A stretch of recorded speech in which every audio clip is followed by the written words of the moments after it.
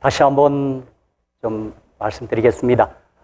이 안식일이 이사야 58장 13절 14절에 우리 기록된 대로 또 이사야 선자가 우리에게 아주 힘주어 강조한 대로 즐거운 날 그리고 존귀한 날이 되기를 간절히 축복합니다.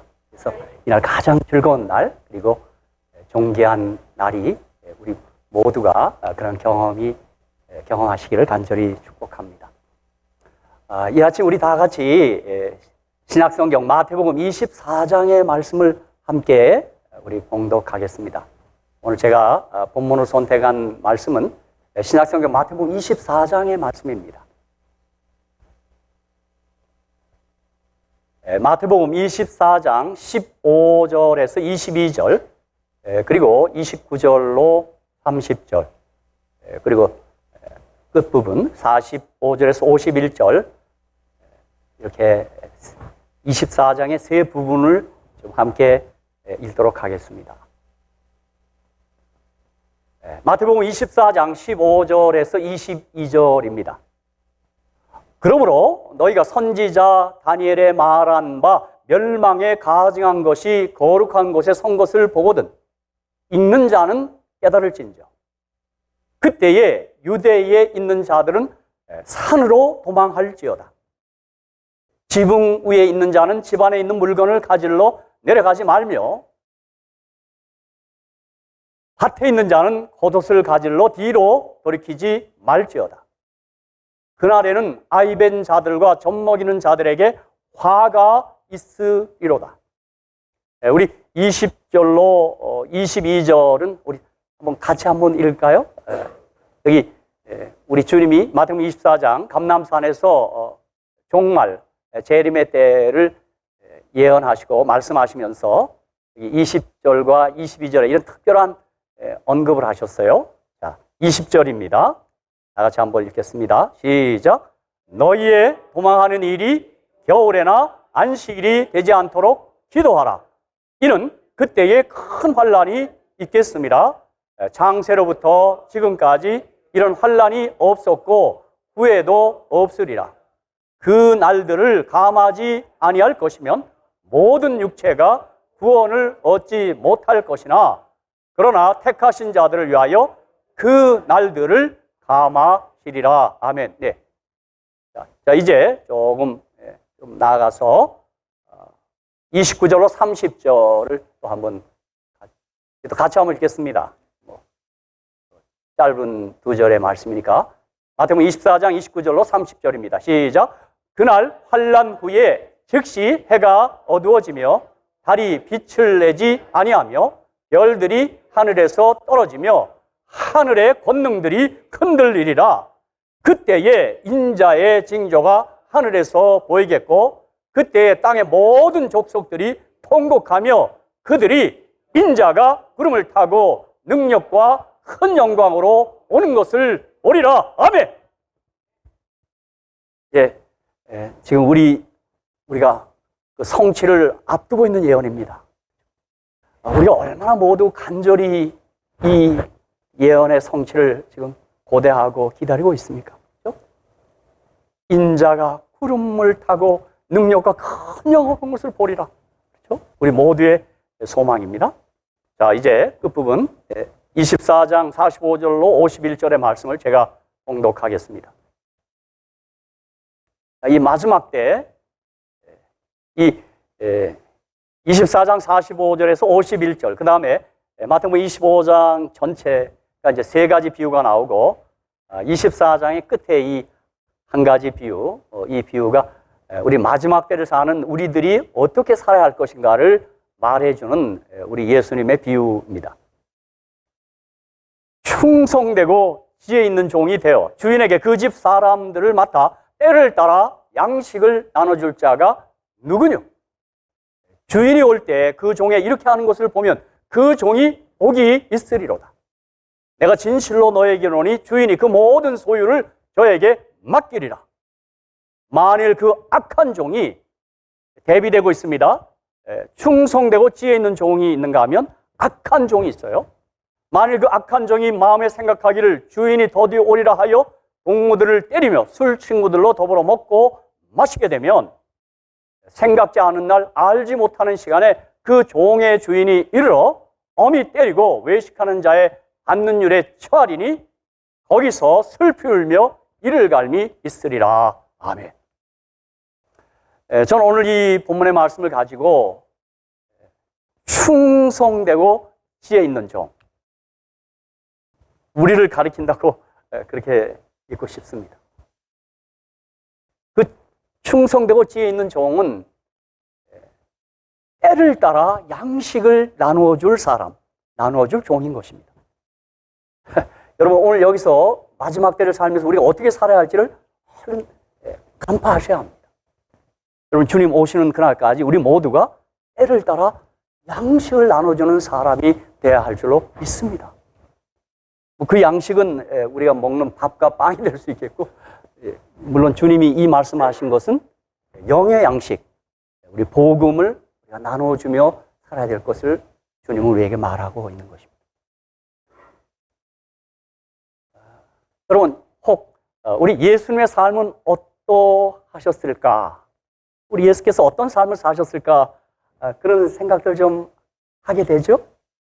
우리가 그 궁금증, 그 의문을 복음서에서 잘 파악할 수 있습니다. 복음서에서 얼른 알 수 있어요. 저희 교회는 하나님께서 주신 예언의 선물, 시대의 소망을 읽고 또 읽으면 특별히 주님의 삶이 어떠한 삶이었는지를 얼른 눈치챕니다. 우리가 그분의 삶을 이렇게 추적해 가면서 나도 우리 예수님처럼 살면 안 좋을까 이런 생각하게 됩니다. 우리 한국에 있는 한 복음성가 그 작곡하신 분은 아름다운 복음성가를 만들었어요. 낮은 해처럼 밤엔 달처럼 그렇게 살 수는 없을까? 그 다 기억하시죠? 그 복음성가의 2절인가 3절에 보면 예수님처럼 아울처럼 그렇게 살 수는 없을까? 그런 가사가 생각날 겁니다. 그런데 우리 화이트인의 그 예언의 말씀에 보면 우리 주님의 삶은 이렇게 다 요약해 놨어요. 복음전도 636페이지에 우리의 위대한 모분 이렇게 작은 타이틀을 달고는 하나님의 종께서 이렇게 기록해 주셨어요. 그리스도께서는 당신 자신의 생애를 통하여 당신의 거룩한 가르침을 실천하셨다. 그러니까 주님은 그분의 말과 그분의 삶이 일치했다 이 말입니다. 주님께서는 열성적이었지만은 결코 조급하지 않으셨다. 여러분, 그러니까 저와 여러분이 혹 나이가 들어가셔도 열정을 절대 잃지 마십시오. 아시겠죠? 아이고, 이젠 뭐 나이도 많이 들었는데 그래 하지 마시고 끝까지 열정적으로 사시기를 간절히 축복합니다. 주님께서는 고집이 없는 언행일치의 태도와 연약함이 없는 자비와 감상주의적인 태도가 없는 친절과 동정을 나타내셨다. 참, 이 엘렌 화이트의 글이 저는 얼마나 아름다운지요. 주님께서는 대단히 사교적이셨지만은 우리의 삶이 어떠해야 됨을 딱 알려줍니다. 어떤 삶이에요? 사교적이에요. 어울리고 잘 사귀는 거예요. 그런 면에서 우리가 이 코로나가 빨리 종식돼야 될 줄로 믿습니다. 그렇죠? 우리 교회 삶에 있어서 이렇게 좀 대면하고 어울리는 삶을 지금 얼마나 많은 제재를 받고 있어요. 근데 지금 우리 들려오는 보도는, 뉴스는 우리 마음을 어둡게 해요. 자꾸 변이 바이러스가 출현하는데 알파, 베타, 감마, 델타, 또 람다까지 나온다. 큰일 났어요, 이거. 여러분, 우리 다시 한번 여러분 개인 기도 시간에 이 코로나가 빨리 끝낼 수 있도록 여러분 더더욱 좀 세게 기도해 주시기 바랍니다. 자, 주님께서는 대단히 사교적이시지만은 말 없는 위험을 지니고 계셨으므로 부족당한 친숙이 용납되지 않았다. 주님은 사교적이셨지만 이렇게 가벼운 분은 아니었다 그 말이에요. 그분께서는 절제 생활을 하셨지만, 아멘, 절제 생활을 하셨어요. 결코 완고하거나 엄격하지 않으셨다. 참 어쩌면 이런 표현이 있는지요. 여러분, 절제 생활을 하지만 까다로운 사람이 돼서는 안 됩니다. 그렇죠? 그분께서는 이 세상에 동화되지 않으셨고 미천한 자들의 필요에도 무관심하지 않으셨다. 그분은 만민의 필요를 다 알고 계셨다. 이렇게 기록해 놓았어요. 그럼 우리의 삶도 이러한 삶이 되시기를 다시 한번 주님의 이름으로 간절히 축복합니다. 우리 아무리 해도 미칠 수 없지만 주의 은혜를 힘입어 우리도 작은 예수 향기를 풍기는 그러한 사람이 다 되시기를 간절히 축복합니다. 또 요한복음 5장 17절에서는 이런 말씀도 있어요. 자, 우리 한번 읽어볼까요? 요한복음 5장 17절 아주 재미난 말씀입니다. 시작. 예수께서 저희에게 이르시되 내 아버지께서 이제까지 일하시니 나도 일한다 하시며 이랬어요.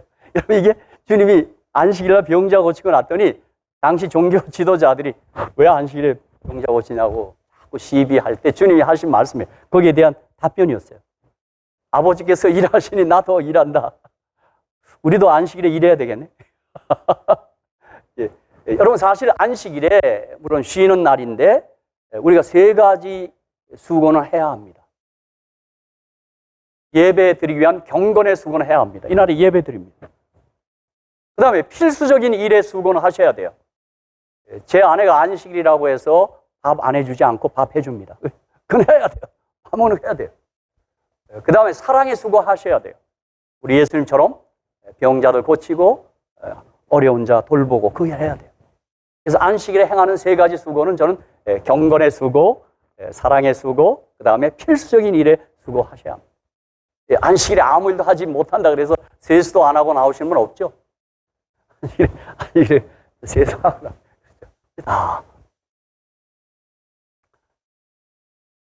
한마디로 우리 주님의 삶은 편한 삶이었습니다. 이 말은 뭐냐면 주님 부지런한 분이었어요. 그렇죠? 우리 이번 주에도 서쪽에서 우리 서부 지역에서 안타까운 소식이 하나 들렸습니다. 아주 경건하시고 신실하신 우리 홍명기 장로님께서 뇌출로 쓰러지셔서 잠들었다는 소식이 들려오는 것입니다. 깜짝 놀랐습니다. 88세에 주안에 잠드셨는데 이런 소식을 접하면서 여러분 정말 끝까지 건강하게 사시기를 간절히 축복합니다. 근데 그 건강한 비결 가운데 하나가 부지런하셔야 합니다. 한번 따라합시다. 누우면 죽고 걸으면 산다. 이게 제가 어느 책 제목을 지금 얘기한 거예요. 부지런하셔야 돼요. 또 할까요? 차가우면 죽고 열나면 산다. 몸이 따스해야 돼요. 열심히 활동하셔야 돼요. 마가복음 1장 35절로 39절에 또 이런 말씀이 있습니다. 새벽 오히려 미명에 예수께서 일어나다가 한적한 곳으로 가서 거기서 기도하시더니 시몬과 밀크와 함께 있는 자들이 예수의 뒤를 따라가 만나서 가로되 모든 사람이 주를 찾나이다. 이르시되 우리가 다른 가까운 마을들로 가자. 거기서도 전도하리니 내가 이를 위하여 왔노라 하시고 온 갈릴리에 다니시며 저희 여러 회당에서 전도하시고 또 귀신들을 내어 쫓으시라. 주님은 새벽을 사신 분 같아요. 여러분 또 너무 부담 갖지 마십시오. 또 나는 도저히 못 일어난다. 너무 제가 보니까 미인은 잠꾸러기라 아마 새벽을 살기가 어려울 겁니다. 그러나 제가 경험적으로 좀 새벽을 사는 게 많이 시간을 버는 것 같더라고요.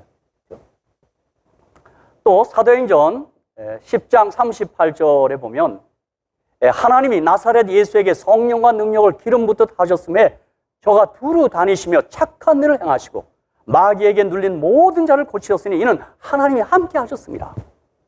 주님의 삶은 성령 충만한 삶이었습니다. 하나님께서 우리 예수님에게 성령을 충만히 부으셔서 주님이 두루 다니시며 착한 일을 하셨다고.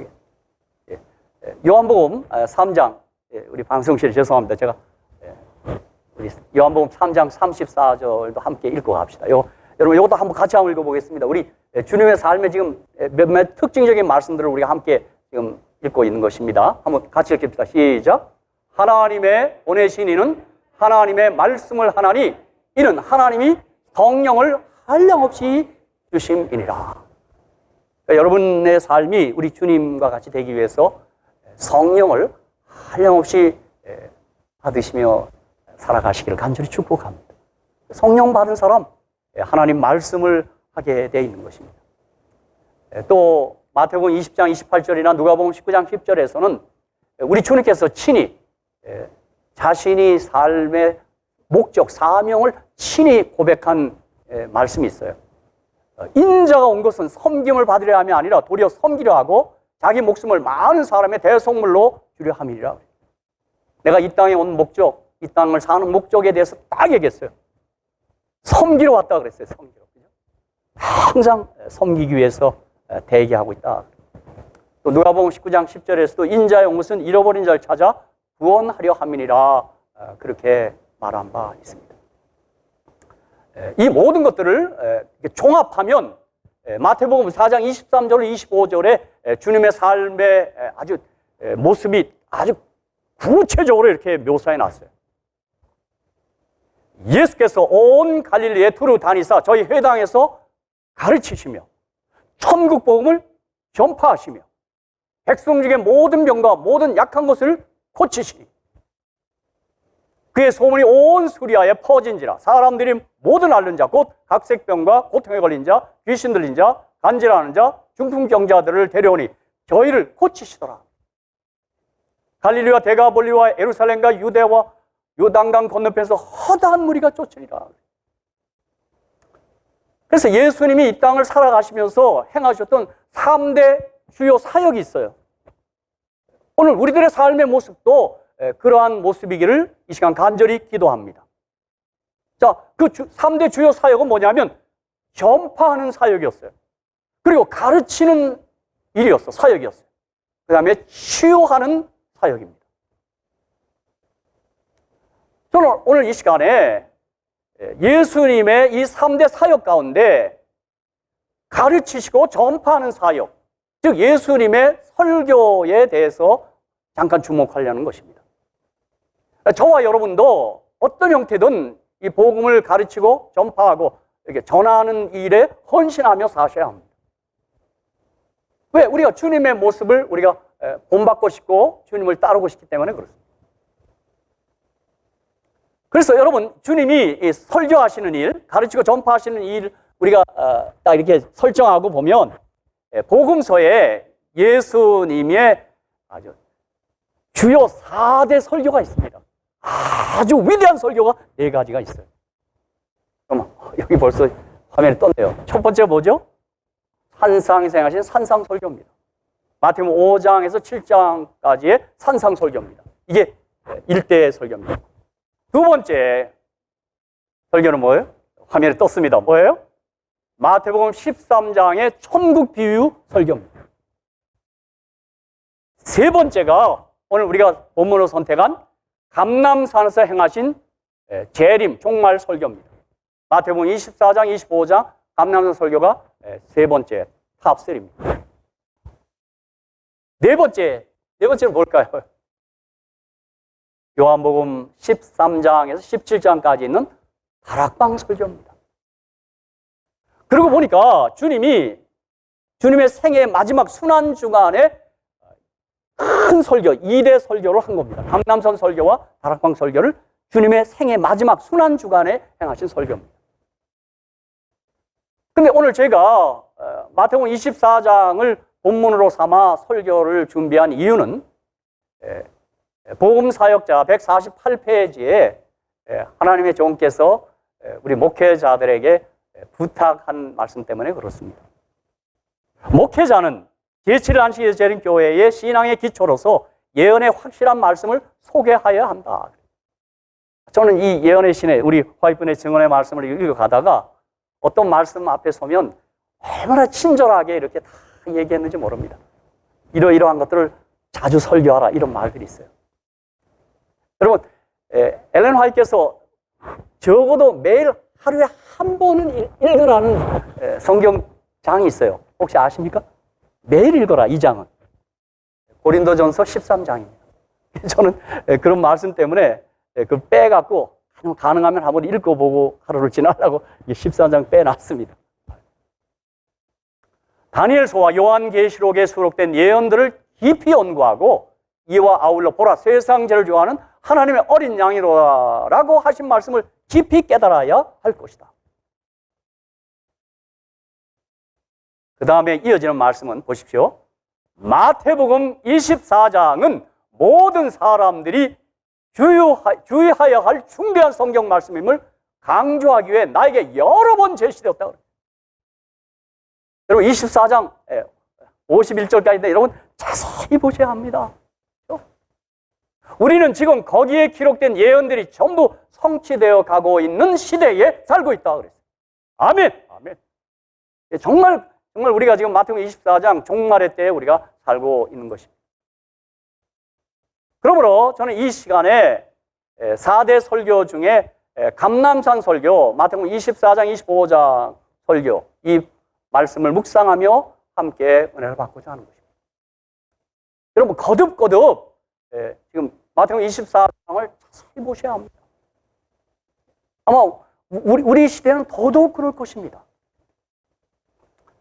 그런데 감람산 설교 마태복음 24장, 25장은 종말 마지막 때를 향한 설교입니다. 관한 설교입니다. 자, 마태복음 24장 3절로 14절에 그 말씀이 여기 기록되어 있기 때문입니다. 예수께서 감람산 위에 앉으셨을 때 제자들이 종에 와서 가로되 우리에게 이르소서 어느 때 이런 일이 있겠사오며 또 주의 임하신가 세상 끝에는 무슨 징조가 있사오리까? 제자들이 이렇게 묻습니다. 예수께서 대답하여 가라사대 너희가 사람의 미혹을 받지 않도록 주의하라. 보십시오. 참 주님이 이렇게 말씀하시 이 그대로입니다. 그러니까 종말의 때 여러분이 정말 조심해야 될 것은 사람의 미혹을 받지 않아야 합니다. 거짓 선지자들이 일어납니다. 그렇죠? 이 세상에 뭐 천연계 징조, 뭐 이 하늘의 징조, 지상의 징조 그 이전에 사람의 미혹을 받지 않도록 조심해야 돼요. 저는 왜 그럴까? 요즘 이렇게 주님의 이 말씀 때문일까? 우리 교회 안에 지금 우리가 그렇게 믿었던 사람들이 자꾸 이상한 주장을 하는 사람이 자꾸 일어납니다. 교회 안에요. 우리가 그렇게 철수까지 믿던 사람들이 엉뚱한 소리를 하는 거예요. 그렇죠? 어제 저녁에도 제가 금요 설교 시간에 잠깐 그런 얘기 했지만 왜 그럴까? 저도 조심해야 돼요. 이게 엉뚱한 소리 하지 않아야 돼요.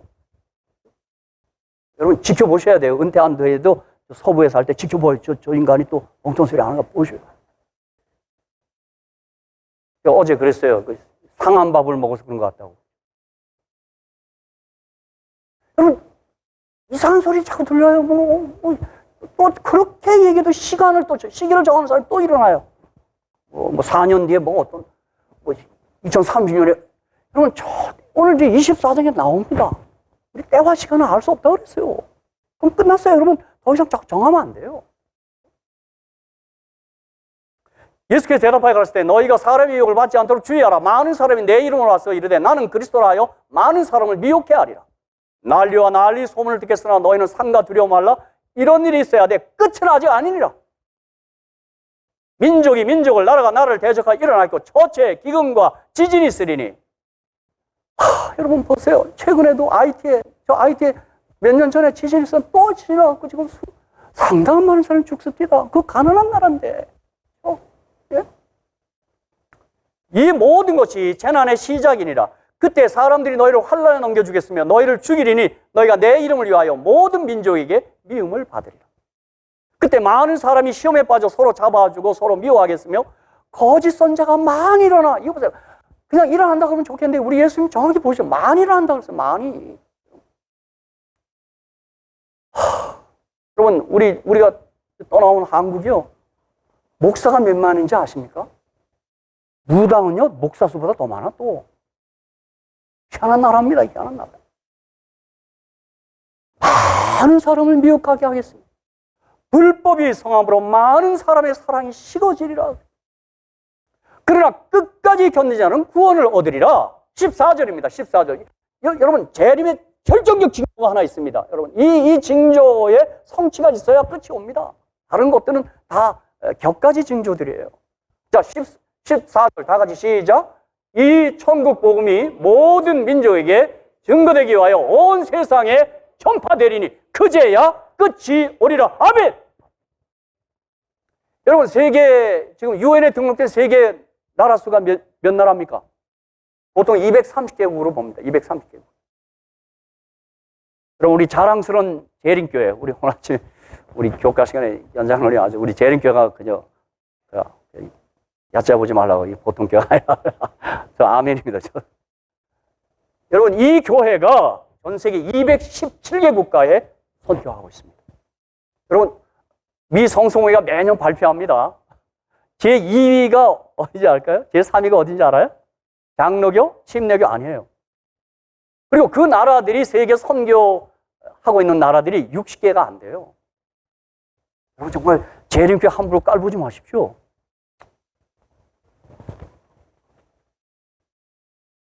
어떤 분이 그래요. 자꾸 이단이라 그러면서 그래요. 이단이지만 좀 이상한 것 같아. 정말 특별한 이단입니다, 이게요.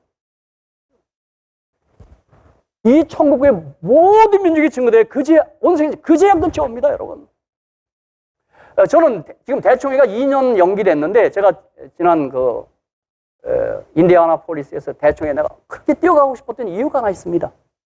첫날 개식하는 밤에 전 세계 국기가 다 들어오면 입장합니다. 그리고 마지막 날 회장 전 세계 국기가 갖고 들어옵니다, 대표. 그리고 순서지에 저는 제 2페이지에 세계 선교 국가가 밝혀집니다. 5년마다 총회인데 매년 선교 국가가 늘어납니다. 지난 달라스 총회가 217국이었는데 난 이번에 몇 개국이었는가 관심이 많은데 이게 이렇게 코로나 때문에 이렇게 연기돼갖고 그 확인을 못. 물론 대총회 지금 전화해보면 알겠지만 그렇습니다.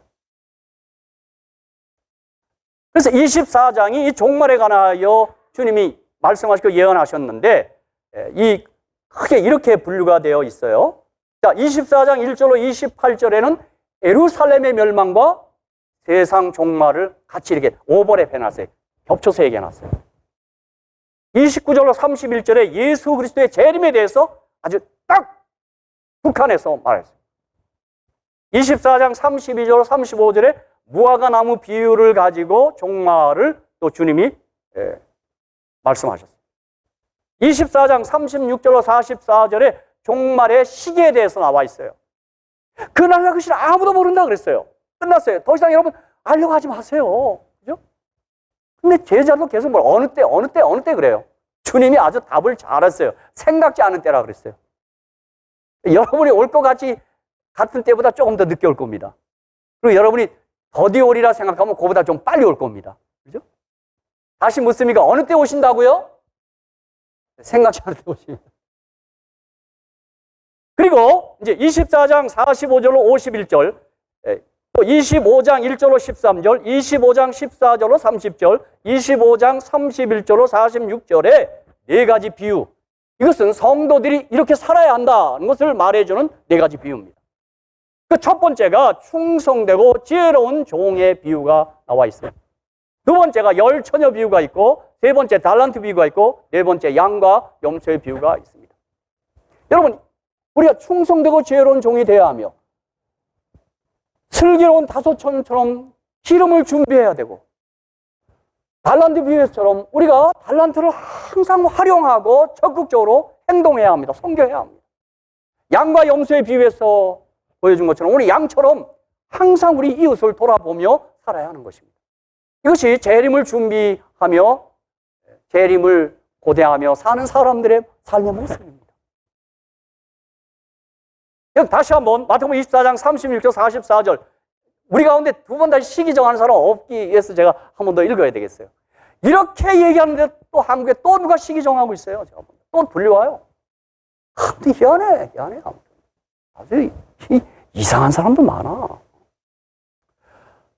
24장 36절, 그러나 그날과 그때는 아무도 모르나니 하늘의 천사들도 아들도 모르고 오직 아버지만 아시느니라.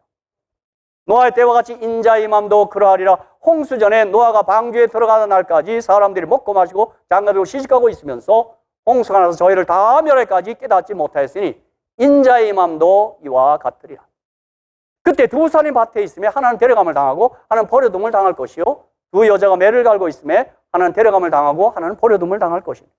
여러분, 이 주님의 비유 말씀에서 우리 세상 끝날이 와도 뭐 해야 돼요? 어디 가서 숨는 거 아니에요. 그 전날까지 일하셔야 돼요. 그래서 한 말 있죠? 내일 세상이 종말이 와도 뭘 하자고요? 뭘 심어요? 아니, 여긴 캐롤라이나니까 복숭아를 심자. 그 말은 뭐예요? 일해야 돼요. 여러분, 학생들은 열심히 일하다가 주님 맞이하는 거예요. 우리 어느 때 이게 종말 얘기하면 다 어디 뭐 직업 다 버리고 다 그거 아니에요. 그냥 일하는 거예요. 계속 하다가 주님 맞이하는 거예요. 42절, 43절, 44절. 그러므로 깨어있으라. 어느 날에 너희 주가 임하는지 너희가 알지 못함이니라. 이 주님 얘기하는 거예요. 아무도 모른다. 알지 못한다. 너희도 아는 말이 만일 집주인이 도적이 어느 경점에 올 줄 알았다면 깨어있어 그 집을 뚫지 못하게 하였으리라. 44절 같이 한번 읽읍시다. 시작. 이러므로 너희도 예비하고 있으라. 아멘. 생각지 않은 때 옵니다. 어느 때 오셔요? 아예 어떤 분은 또 얘기했더니 나는 아예 생각 없이 산다 그러는데 그건 그하고는 다른 거예요. 생각은 해야 되지만 생각지 않을 때 오신다. 근데 24장, 25장 이렇게 종말에 대한 주님이 예언, 설교하실 때 이 마지막 때 뚜렷한 특징은 뭐냐면 환난의 때입니다. 환난. 사실 그래서 우리가 이 종말을 살고는 우리들이 좀 약간 좀 두려운 게 사실입니다. 환난이 있기 때문입니다.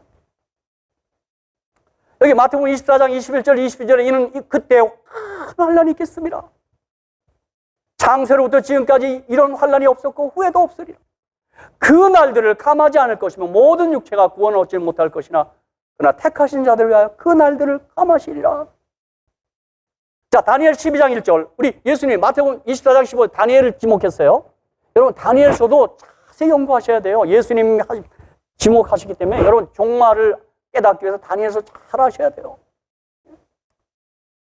오늘 우리 나지현 집사님 안 왔네요. 아이고.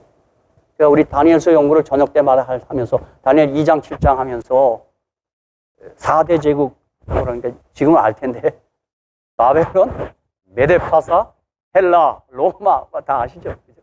금, 은, 동, 철 제가 하면 우리 집사님 제가 이거 물을까 봐 안 왔나 보네. 자, 12장 1절 보세요. 그때 내 민족을 호위하는 대군 미가엘이 일어날 것이요 또 환란이 있으리니 이는 대국 이래로 그때까지 없던 환란일 것이며 그때 내 백성 중 무릇 책에 기록된 모든 자가 구원을 얻을 것이다. 큰 환란이 지금 일어나고 있고 우리 앞에 지금 다가오고 있습니다. 이거 두려운 환란입니다. 그렇죠? 참 어떤 면에서 어느 때 잠깐 두려운 건 또 사실입니다. 그러나 여러분 두려워하지 마십시오. 주님께서 특별히 우리를 하나님의 인을 맞은 사람들을 보호하시겠다고 말씀하셨으니 두려워하지 마십시오. 그렇죠?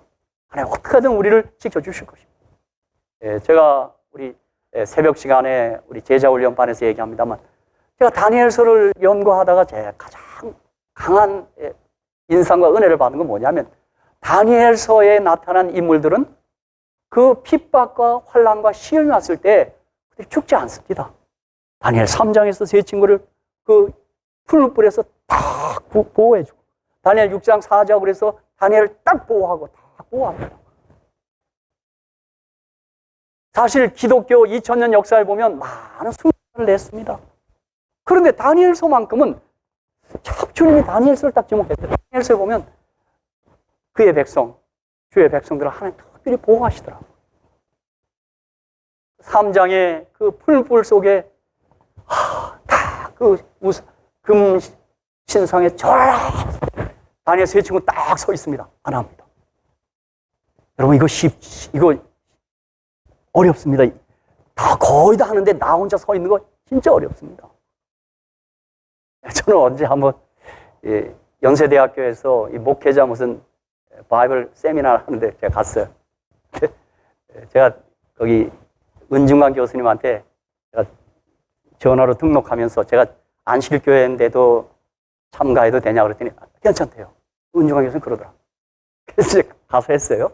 했는데 그 교수님이 막 집회를 시작하면서 거기 참가한 모든 목회자들이 자기 교단, 교파와 자기 소속 교회를 좀 발표하는데 앞에서 나옵니다. 무슨 장로교 침례교 나와요. 근데 제 순서가 다가오는데 좀 기분이 이상합니다. 혼자 안식교회 목사 혼자 앉아있고 그분들은 저보고 다 이단으로 생각하잖아요. 그래서 제 순서가 오는데 좀 가슴이 뜁니다. 이거 어떻게 보여야 되나? 초교파라. 왜냐하면 제가 88 올림픽 때 그 선교센터, 올림픽촌에 있는 선교센터에 제가 갔다가 저도 이 선교에 대해서 좀 협력하고 하고 싶어서 왔다 그랬더니 이분이 어느 교단에 속해. 그래서 안식교라 그랬더니 이분이 브리핑도 안 하고 나를 떠밀더니 나가라 그러더라고요. 이단이라고요. 내가 나오면서 이단 아닌데. 그런 경험이 있기 때문에 그날 연세대학교에서 제가 그 일이 있는데 제가 얘기했어요. 힘듭니다. 이렇게 좀 며칠 한 사람 옆에만 있어도 좋겠는데 혼자 그 많은 목회자를 혼자 안식교라 그래. 얼마나 좀 얼굴이 빨개지는. 그 다음에 당장 표가 나요. 식사 시간이 됐는데 스테이크가 나왔어요. 스테이크, 비프 스테이크. 이게 저는 안 먹잖아요. 그러니까 우주. 그래서 옆에 있는 분이 그거 안 드시냐고 그래서 목사님 드시겠어요? 그랬더니 좋아하시더라고. 식사 시간마다 저만 쳐다보는 것 같아요. 그러니까 저는 이 다니엘 세 친구와 다니엘이 그 사자굴에서 진짜 그게 참 쉽지 않을 겁니다. 그런데 다니엘 세 친구도 하나님이 보호하셨고 다니엘도 사자굴에서 다 보호합니다. 그렇죠? 어떤 분은 사자굴에서 다니엘이 기적적으로 구출함 받으니까 또 이렇게 시비를 겁니다. 그날 다니엘이 들어간 그 사자굴의 사자는 위장병에 걸려서 그런 거라고. 그래서 그렇지 않습니다. 그 메데파사의 신하들이 던져 넣어요. 그 다리오 왕이요. 그랬더니 사자가 즉각 깨먹어. 그날 사자 위장병 걸리지 않았습니다. 하나님이 특별히 보호하신 것입니다. 오늘 저는 그런데 이 환난에 대해서 여러분이 아마 이런 생각을 하셨는지 모르겠지만 사실 이것을 잘 읽어보면 이게 중세 기독교의 환난의 때를 말씀하는 건데 이 환난은 성도들이 겪는 직접적인 환난, 육체적 환난도 되지만 다르게는 말씀이 겪을 환난입니다. 즉 말씀이 핍박을 받는 것입니다. 이 환난. 그럼 환난의 핵심은 진리를 핍박하는 것입니다. 예언된 중세 환난의 때 성경을 연구하지 못하게 했고 성경을 가지지도 못하게 했습니다. 그로 환난의 주 타겟은 하나님의 말씀입니다. 그 시대는 하나님 말씀 성경을 읽을 수도 없었고 연구할 수도 없고 소위 교회가 가르쳐주는 대로 그대로 따라야 하는 시대였습니다. 평신도들은 말씀을 가질 수가 없었습니다. 그러니까 거기 종교 지도자들이 성직자들이 말하는 것이 저것이 성경대로 말하는 것인지 어디서 말하는 건지 알 수가 없었습니다. 그런데 주님이 말씀한 것처럼 이 말씀에 대한 환난은 그 전에도 없었고 그 후에도 없었습니다. 그런데 이 환난들을 감화했다는 말은 뭐냐면 여러분 이 환난이 다니엘 7장 25절의 예언에 의하면 한때 두때 반때 1260년 동안 긴 환난 기간이었어요. 근데 그 환난 기간이 1798년에 끝나요. 538년에 교황권이 성립되면서요. 근데 그 환난의 기간을 짧게 했어요. 그게 뭐냐면 1517년 루터가 종교개혁을 일으키며 성경으로 돌아가자라고 했던 거예요. 그리고 그때 종교개혁자들이 성경 번역하면서 자국어로 번역하면서 온 회중들의 손에 성경을 들려준 겁니다, 여러분. 근데 성경이 없으면 구원을 얻지 못합니다, 여러분. 믿음은 들으면서 나고 여기 구원의 길이, 영생의 길이 말씀 안에 있기 때문에 그런 것입니다. 여러분 보십시오. 자, 다니엘 7장 25절과 다니엘 8장 11절, 11절. 여러분, 이 다니엘서 보십시오. 자, 여기 8장 11절, 11절 보겠습니다. 시작. 또 스스로 높아져서 군대 주제를 대적하며 그에게 매일 드리는 제사를 제하여버리고 그의 성소를 헐었으며 범죄함을 인하여 백성과 매일 드리는 제사가 그것에 붙임바 되었고 그것이 또 진리를 땅에 던지며 자유를 향하여 형통하였더라 그랬어요. 진리를 땅에 던졌습니다. 이게 진리가 겪은 환난입니다. 자, 다니엘 7장 20절도 한번 보겠습니다. 여러분, 이거 너무 유명한 말씀이죠? 그렇죠? 이거 글자가 하나 빠졌네. 한번 같이 읽읍시다. 시작. 그가 장차 말로 지극히 높은 자를 대적하며 지극히 높은 자의 성도를 괴롭게 할 것이며 그가 또 때와 법을 변개코자 할 것이며 성도는 그의 손에 붙임받아 한 때와 두 때와 반 때를 지니라. 때와 법을 하나님의 말씀에 손을 대는 겁니다. 이 환난의 때요. 자, 요한계시록 11장 1절로 4절을 좀 보겠습니다. 이게 다니엘과 요한계시록이 한 책이에요. 자세히 보면 다니엘과 요한계시록은 떨어진 책이 아니에요. 자, 11장 1절로 4절에 보니까 또 내게 지팡이 같은 갈대를 주며 말하기를 일어나서 하나님의 성전과 제단과 그 안에서 경배하는 자들을 청량하되 성전 밖 마당은 청량하지 말고 그냥 둬라. 이것을 이방인에게 주었은즉 저희가 거룩한 성을 42달 동안 짓밟으리라. 한때, 두때, 반때, 3년 반, 1260일, 42달, 이 같은 기간들이에요. 다니엘과 요한계시록에 7번 등장해요. 자, 3절입니다. 3절 한번 같이 읽겠습니다. 3절 중요한 말씀입니다. 자, 시작. 내가 나의 두 증인에게 권세를 주리니 저희가 굵은 베옷을 입고 1260일을 예언하리. 여러분, 이 두 증인은 신구약 성경을 가리킵니다. 이게 이제 감람나무와 촛대가 다 그걸 가리키는 거예요. 근데 1260일을 베옷을 입고 예언해요. 1260일, 1260년 동안 성경을 올바르게 깨닫지 못하게 하는 이 진리를 땅에 던지는 일이 이 환난이란 말입니다. 이렇게 되니 복음을 깨달을 수 없게 되어서 그 시대 이후로 이 땅에 생존한 모든 육체가 구원을 받지 못하는 것입니다. 그래서 자기 생각대로 신앙하는 거예요. 의식에 집중하고. 우선 성경이 없어요. 여러분, 그때 왜곡된 복음이 뭐였어요? 마틴 루터가 개혁한 것처럼 그들은 고행을 통해서 무슨 면죄부를 사서 구원받는 것으로 알았어요. 여러분, 그 시대, 중세 시대에 거짓 교리가 얼마나 많이 등장했는지 모릅니다. 자비의 하나님은 마태복음 24장에 예언한 대로 이 환난의 날들을 감하셨습니다. 이 기간은 1260년은 538년 시작해서 1798년까지 이게 긴 기간이었지만 하나님께서 감하신 은혜로 1517년 루터가 종교개혁을 일으켜 말씀이 핍박받는 기간을 단축시켰습니다. 이 진리를 받아 성경적 신앙하는 사람들을 핍박하는 것도 1776년에 미국이 탄생함으로, 건국함으로 신앙과 종교의 자유를 누리고 독립하여 물리적 핍박도 감하였습니다. 미국이 그렇게 탄생한 나라입니다. 여러분, 종교 핍박을 피해서 여기 건국한 나라입니다. 이 청교도들이 그런 사람들입니다. 여러분, 잘 아시죠? 이제 추수감사에 다가오는데 그들이 플리머스, 메이플라워를 타고 102명이 왔다가 배에서 많이 죽습니다.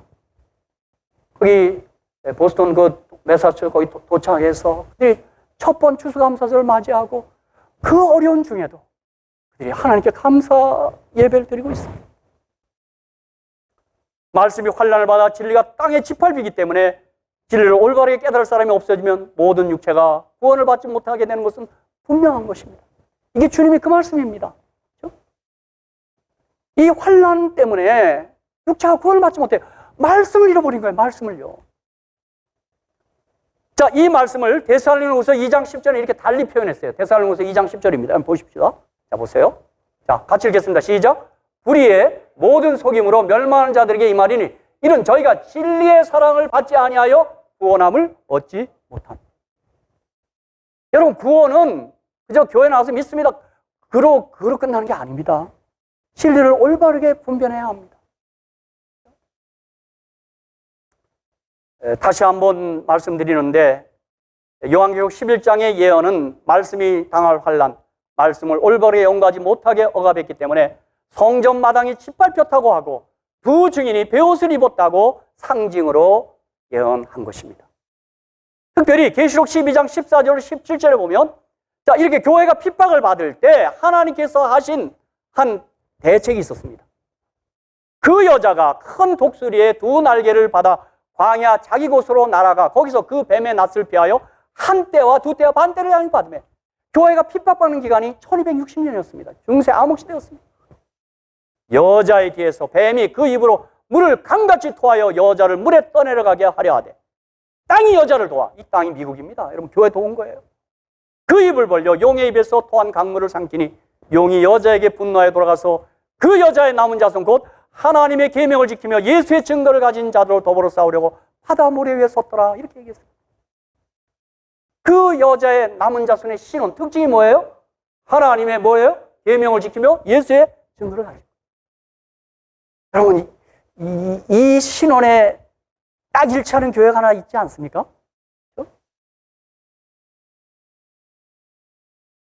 다시 한번 뻐겨도 됩니다. 어느 교회가 이래요? 여러분, 그래서 아까 우리 장모님이 그냥 마구 막 얘기한 게 아니라 여러분에게 막 헛된 자존감을 불어넣는 게 아니라 이게 예언된 교회입니다, 이게요. 그렇기 때문에 주님께서는 4가지 비유를 통해서 마지막 때 사는 우리 재림 성도들은 어떤 종이 되어야 하는 것을 비유로 말씀하신 거예요. 그게 마태복음 24장 45절 51절에 바로 첫 번째 비유예요. 충성되고 지혜 있는 종이 되어 주인에게 그 집 사람들을 맡아 때를 따라 양식을 나눠줄 자가 누구뇨? 주인이 올 때 그 종에 이렇게 하는 것을 보면 그 종이 복이 있으리라. 내가 진실로 너에게 이르노니 주인이 그 모든 소유를 저에게 맡기리라. 만일 그 악한 종이 마음에 생각하기를 주인이 더디오리라 하며 동무들을 때리며 술친구로 더불어 먹고 마시면, 여러분 여기서 먹고 마시니까 이게 비단 술도 되겠지만 이게 거짓 말씀에 거짓 교리를 얘기하는 거예요. 독주요. 여기 아주 때를 따라 하나님의 이 진정한 참된 양식을 먹이지 않고 다른 걸 먹고 다른 걸 마시는 거예요. 그들을 악한 종이라고 그랬어요. 50절 생각지 않은 날 알지 못하는 시간에 그 종의 주인이 이르러 어미 때리고 의식한 자의 받는 율에 처하니 거기서 슬피 울며 이를 갈미 있으리라 그랬어요. 제가 지난번 소부 야행회 때 한 시간 설교했습니다만 거기서 슬피 울며 이를 간다는 말이 사복음서에 7번 나옵니다. 7번. 여러분, 거기 슬피 울며 이를 가는 사람들은 예수 믿는 주여 주여 하는 사람들입니다. 이건 비극 중의 비극입니다. 여러분, 심판날 정말 기절할 사람 많습니다. 근데 그들이 한결같이 뭐냐면 불법을 행하고 주의 뜻을 몰라요. 믿긴 믿어요. 열심도 있어요. 귀신도 쫓아내고 뭐 권능도 행해요. 주 앞에서 먹고 마셨다 그랬어요. 누가복음에서는. 근데 주님이 나는 너희를 도무지 알지 못한다고 말하고 있는 거예요. 사랑하는 성도 여러분, 우리 모두 재림을 고대하는 재림 성도로서 충성되고 지혜 있는 종이 되어야 할 때인데 그들은 어떤 사람이냐면 때를 따라 양식을 나누어주는 종들입니다. 한마디로 말씀에 헌신하는 종들입니다. 성경에는 말씀에 헌신하는 종의 모습이 딱 나와 있어요. 뭘까요? 말씀을 잘 받고 말씀을 분별하고 말씀을 전하는 종이에요, 여러분. 그러므로 재림 성도는 말씀에 정통하셔야 돼요, 여러분. 그렇지 않으면 우리가 구원을 놓칠 수가 있어요, 잘못하면요. 이 주님의 예언 가능이 그렇습니다. 다시 한번 누가복음 11장 28절에 주님이 이렇게 말씀했어요. 우리 주님이 정말 이거 다 우리를 아시고 얘기한 거예요. 예수께서 가라사대 오히려 하나님의 말씀을 듣고 지키는 자가 뭐예요? 여러분, 누가 복 받은 사람이에요? 부자 된 사람? 아니요. 말씀 듣고 말씀 지키는 사람이에요, 여러분. 교인이 수가 많은 복 받은 거예요? 아니요, 그거. 주님은 오죽하면 좁은 문으로 들어가라고 그렇게 했어요, 여러분. 오죽하면요. 여러분, 사실 이 시대 기독교는 많습니다. 20억이 넘습니다. 천주교, 개신교 다 포함했어요. 성경은 하나인데 교단이요. 중소교단 다 합치니까 3,000개 교단이 있어요. 지금 기독교 안에요. 크게는요, 여러분, 아니 3만 개요. 크게는 2,000개고 아주 다 하면 3만 개의 교단이 있어요, 여기요. 성경 하나예요, 성경 하나. 여러분 보세요. 데살로니가전서 2장 13절을 한번 보겠습니다. 자, 보십시오. 자, 우선 말씀 받으셔야 돼요. 이 착하고 충성된 종은.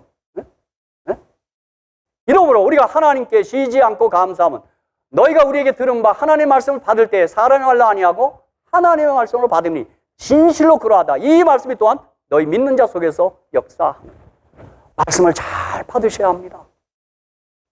여러분 손에서 말씀 떠나지 않게 하셔야 합니다. 제가 감히 말씀드립니다. 이 지도자들까지도 말씀을 그냥 직업적으로 대하지 말씀 잘 안 받고 사시는 것 같아요. 내가 보니까요. 이거 여러분 제가 뭐 주제 넘은 얘기가 아니라 제가 주변에서 보면 그런 경우가 많아.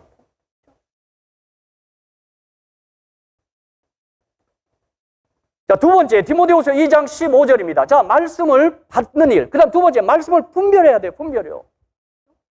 누구한테 들었더라 이거 아니에요. 좀 말씀을 성령을 교사로 모시고 여기서 헤아리셔야 돼요. 그래야 그 수많은 소리가 안 들리게 되는 거죠. 자, 디모데후서 2장 15절 내가 진리의 말씀을 옳게 분별하여 부끄러울 것이 없는 일꾼으로 인정된 자로 자신을 하나님 앞에 드리기를 힘쓰라 그랬어요. 분별하셔야 돼요. 제가 저녁에 말한 것처럼 고린도후서 11장 3절 4절 다른 예수, 다른 영, 다른 복음이 있다는 거예요. 그래서 너희가 어떻게 그렇게 잘 용납한다고 사도 바울이 안타까워하고 있어요. 여러분 복음은 다른 거 없어요. 그건 인간이 만든 복음 안 돼요. 그죠? 마태, 마가, 누가, 요한복음이 다른 복음이에요. 그런데 여기서 벗어나면 지가복음이에요. 그걸요. 지가복음 안 돼요. 자, 보세요. 마태복음 13장 23절에서도 예수님이 이 네 가지 밭을 얘기하면서 좋은 땅을 이렇게 설명해 놨어요. 아주 참 멋있게 설명했어요. 뭐라고 설명했어요? 시작. 좋은 땅에 뿌렸다는 것은 말씀을 듣고 뭐 하는 자예요? 깨닫는 자. 내가 좋은 땅이냐? 스스로 진단하세요. 깨달아야 돼요. 결실하여 혹 100배, 혹 60배, 혹 30배가 되리라 하시더라. 자, 이제 디모데후서 4장 2절입니다. 자, 말씀 받고 말씀 깨닫고 분별하고. 자, 디모데후서 4장 2절 무슨 말이 있어요? 너는 말씀을 전파하라. 때를 얻든지 못 얻든지 항상 힘써라. 범사 오래 참음과 가르침으로 경책하며 경계하며 권하라. 그렇게 말씀합니다. 여러분, 아유, 나는 어떻게 해야 되지? 요즘 잘 됐습니다. 요즘 뭐 디지털이 지금 야단났어. 유튜브가 야단났고. 지금 오늘 우리 시대는 유박사, 구박사만 잘 모시면 아주 여러분 박사 돼요. 유튜브 박사, 구글 박사. 거기만 치면 다 나와, 다 나와. 여러분 정이 안 되면 어떤 좋은 설교들 카피해서 좀 안설 막 뿌리십시오. 그렇죠? 제가 이번 주에도 우리 교회 우리 오래전 나오던 이화영 집사님 그분한테 전화 받았습니다. 뜻밖이었습니다. 카톡으로요. 어쩐 일이시면 뭐 저쪽 동부에 있는 언니가 우리 교인인지 모르겠습니다만 제 서부 야행의 첫 시간 그 영상을 전달했답니다. 그 반 모양이. 아마 느끼는 게 있었겠죠. 제가 여러분 그날 첫날 설교한 거 잘했죠? 진짜입니다. 저도 제 설교 들어보니까 잘했더라고요. 그게 뭐예요? 예수님 그리스도로 고백해야 되고 하나님 보좌 우편에 대생 예수님 바라봐야 되고 재림하셔서 바라봐야 되는 거예요. 그게 기독교예요. 온 기독교가 하늘 성소의 제사장 지금 모르고 있어요. 바라보지 않고 있어요, 여러분. 그래서 그걸 보고 하는 말이 이분이 저한테 그러더니 저하고는 얘기 안 하고 사모를 바꿔달래요. 그래서 내가 한참 얘기합시다, 밤에. 무슨 얘기하냐고 그랬더니 내가 다른 얘기 말고 어느 땐가는 우리 교회에 와야 되겠다는 얘기를 하더랍니다. 그럼요, 이 교회가 진리교회인데요. 성경적으로 사는 교회인데요, 여러분. 제가 이 교회 한 2개월 있으면 떠납니다. 이제 다음 달, 그죠? 내가 여기서 사귄 몇몇 분들이 있어요. 내가 그분들에게 하고 싶은 말이 있어요. 여러분, 이 교회에 속하셔야 돼요. 그렇지 않으면 구원 없어요, 구원. 주님 말씀 때문에, 주님 말씀 때문에요. 제가 얘기하는 게 아니고. 진리를 사랑하지 않으면 구원 못 받아요, 여러분. 전 지금 그게 지금 가장 마음이 지금 조급해져요. 제가 여기서 와서 7년 있으면 새긴 몇몇 분들이 있다고요. 예? 여러분, 이건 죽고 사는 영생의 문제가 달려 있습니다, 이게요. 이게 무슨 인간적으로 그런 얘기가 아닙니다, 이게. 그죠? 여러분 보세요. 다시 얘기해요. 자, 고린도후서 11장 3절 4절 한번 보겠습니다. 여기 바울 얘기가 참 어쩜 바울이 이렇게 얘기했는지요. 예? 고린도후서 11장 3절 어제 저녁에도 한번 읽었는데 다 같이 한번 읽어보겠습니다. 시작. 뱀이 그 관계로 이와를 미혹해 한 것 같이 너희 마음이 그리스도를 향하는 진실함과 깨끗함을 떠나 부패할까 두려워하노라. 4절입니다. 만일 누가 가서 우리의 전파하지 아니한 다른 예수를 전파하거나 혹 너의 받지 아니한 다른 영을 받게 하거나 혹 너의 받지 아니한 뭐가 뺐네? 뭐야, 다른 복음인데 그 복음절 뺐네. 다른 복음을 받게 할 때는 너희가 잘 용납한다고 그랬어요. 갈라디아서 1장에는요, 이거 보세요. 바울은 이 갈라디아서는 앵그리 레터예요. 분노의 편지, 분노의 편지. 갈라디아 1장에 인사도 없이 막 직접 들어갔어요. 갈라디아 1장 한번 우리 영상 한번 띄워주십시오. 보십시오. 갈라디아 1장 6절, 10절 말씀 보겠습니다. 시작. 그리스도의 은혜로 너희를 부르시는 이같이 속히 떠나 다른 복음 쫓는 것을 내가 이상히 여기노라. 다른 복음은 없나니 다만 어떤 사람들이 너희를 요란케 하여 그리스도의 복음을 변하려 함이라.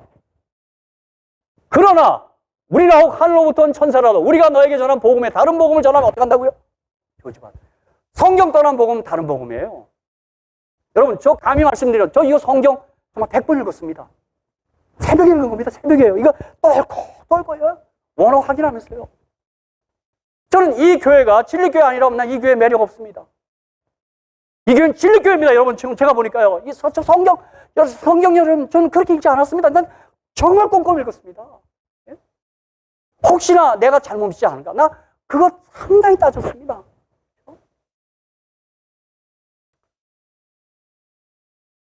여기 10절에 얘기했어요. 갈라디아 1장 10절에 이제 내가 사람들에게 좋게 하랴 하나님께 좋게 하랴 사람들에게 기쁨을 구하랴 내가 지금까지 사람의 기쁨을 구하는 것이었다면 그리스도의 종이 아니라 그래요. 여러분, 사람 기쁘게 하고 사람 눈치 보는 거 아닙니다. 하나님 우선입니다. 하나님이요. 여러분, 우리가 하나님 말씀, 하나님이 먼저예요. 네, 뭐 시간이 좀 많이 갔네요. 아이고, 내가 오늘 이렇게 말씀을 이제 마무리하겠습니다. 여러분, 제가 드리고 싶은 말씀은 아까 데살로니가후서 2장에 있는 말씀입니다. 그렇죠? 진리의 사랑을 받지 않으면 구원을 받지 못합니다. 그들이 구원을 제외된 다음에 슬피며 이를 간다 이 말입니다. 그게요. 그들이 구원을 놓치랴 누가 꾸에나 상상해냈겠어요. 여기 요한복음 14장 12절 13절 여러분, 우리 주님의 삶을 제가 초반에 주님의 삶이 어떤 삶인가 얘기했는데 그분이 막 가르치고 전파하고 또 치유하는 그런 사역으로 그분의 생애를 다 지내셨다 그랬어요. 그런데 주님이 다락방에서 이런 용기 있는 말씀을 우리에게 했어요. 자, 요한복음 14장 12절로 13절입니다. 저는 이 말씀 볼 때마다 얼마나 용기가 나는지요. 자, 14장 12절 13절 요거 다 같이 한번 읽어보겠습니다. 요한복음 14장 12절 13절입니다. 시작. 내가 진실로 너에게 이르노니 나를 믿는 자는 나의 하는 일을 저도 할 것이요 또한 이보다 큰 것도 하리니 이는 내가 아버지께로 감이니라. 아멘. 여러분, 정말 이 말씀 13절도 한번 마저 읽어. 13절이요. 너희가 내 이름으로 무엇을 구하든지 내가 시행하리니 이는 아버지로 하여금 아들을 인하여 영광을 얻으시게 하려 함이라. 그렇게 말합니다. 저는 요한복음 14장 12절 나를 믿는 나의 하는 일을 저도 할 것이요 또한 이보다 큰 것도 한다는 이 말씀 앞에 제가 여백에다 써놨어요. 뭐라고 썼을까요? 기죽지 말라. 기죽지 말라! 너희가 나의 일도 할 수 있어. 예수의 이름으로 나서리 예수의 이름으로 할 수 있어. 사랑하는 성도 여러분, 사실 주님처럼 사셔야 다시 오시는 주님을 맞이합니다. 우리 모두 말씀 받고 말씀 분별하고 깨닫고 말씀 전파하고. 여러분, 우리 교회 난 그래요. 뭐 죄송합니다. 잠깐 이름. 나 이용렬 집사님 볼 때마다 내가 목사로서 늘 부끄럽습니다. 집사님 어떻게 그 복음 담긴 거 어떻게 좀 전하려고.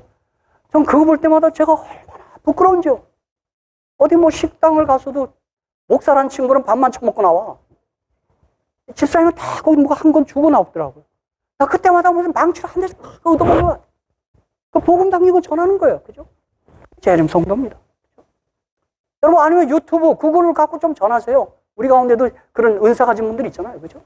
그거 하셔야 돼요. 그죠? 그렇게 우리 잘 충성되이 하다가 머지않아 주님 다시 오실 때 한 사람도 예외됨 없이 그날 기쁨으로 주를 맞이하시기를 간절히 축복합니다. 감사합니다.